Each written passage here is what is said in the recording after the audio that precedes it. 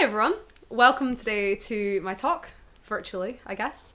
I'm Kate, I'm the head of user experience at Drest, and I'm here today to talk to you about styling in mixed realities. So I've been obsessed with Ima. She's a influencer based in Tokyo, and she's an artist as well. Her style is impeccable, of course, in true Instagram model style, blending, Japanese contemporary fashion with just like fantastic aesthetics and immaculate production value. Between sponsored posts, we'll have shots of her candid life, and of course, pictures of her with her gorgeous friends. Here's two of them at one of her gallery shows. Unfortunately though, none of these people are real. Ima is a virtual girl. She was created by an ad agency, and her Instagram and her whole persona blends that barrier between the real life and the digital. Between her sponsored posts where she's selling you a new Lenovo laptop, there'll be another one where she's selling NFTs. And Ima's gram is almost indistinguishable from some of ours in the real world. Well, much better looking than mine is. But it starts to raise the question of what is truly real online and how can we distinguish that? At Drest, we work on the frontier between gaming and fashion and those two industries. In our game, we have fashion directors and game designers working together to create challenges where players can show off their digital style using real-world pieces. And as part of that, you can also click through to Farfetch and purchase those pieces in the real world. In this world of Imas, Seraphine's, another popular if controversial virtual personality, what does personal style really mean? Obviously the boundaries have blurred, but can we truly today say that if something happened online, it isn't real? In any online service or app, one of the first things that we'll do often, or you'll be prompted to do, is to change your default avatar. Of course, these are often depicted as very white male heteronormative, which is a whole other problem in its own right. But I think we as humans have an intrinsic desire to make personal the faceless digital space. And luckily, the games industry and games academia have done a lot of research into this, into avatars and self-representation.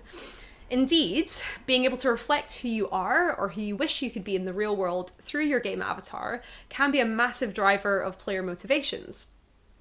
We find that when players are connected to their avatar and feel that self-representation, they will be more engaged with your game and more likely to stay a long time.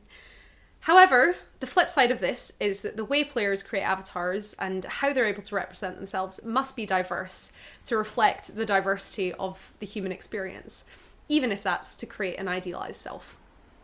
Now, this becomes all the more pertinent when we start looking at and talking about the metaverse.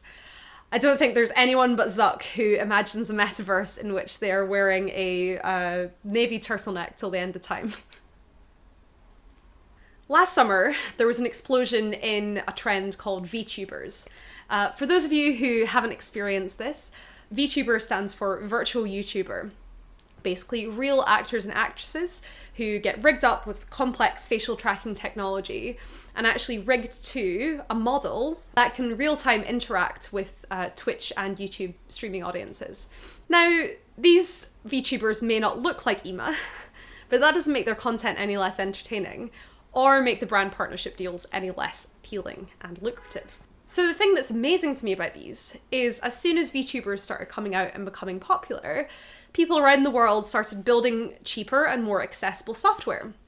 So nowadays, instead of needing this incredibly complex facial tracking technology, you can create your own VTuber from your own phone camera. A recent study on Gen Z's style said that Gen Z's online style is more described as surreal than real. I think it shows how willing people are to explore their digital representation and maybe not have that be very true to what they're like in the real world. Now, of course, as self-representation has become more important in the virtual world, fashion brands are of course becoming very interested. A popular one that many of you may have heard of has been the Balenciaga Fortnite collaboration. Now, this was a massive, incredibly complex operation, including, Times Square billboards, digital items in the real world, things you could buy in the Balenciaga store that would translate into items you could use in Fortnite. And the fashion press lauded this as, the next frontier of virtual fashion, which, I'm not disagreeing with. But the games press were a little bit more skeptical, and especially quite a lot of gamers were questioning, like, how does this actually relate to me? What would I want from this? How can I afford this? And I think that just shows that though there are so many possibilities here, we have to ensure that when we foray into virtual fashion, that we make sure it's relevant to the audiences that we're creating for and is truly democratized so people can feel involved within it and represented by it. I believe that no matter what technology creates, as designers, and for myself as a designer, we have to focus on the real people that we're building for. We need to allow people to explore, express, and represent themselves in these digital realities. And this must include accessibility, inclusivity, and representation at the core of it for mixed reality styling to be truly revolutionary. As for me, I'll still be following Ema. Her content and both her fashion and her art actually inspire me in the real world. And maybe there actually doesn't need to be such a distinction after all. Thank you.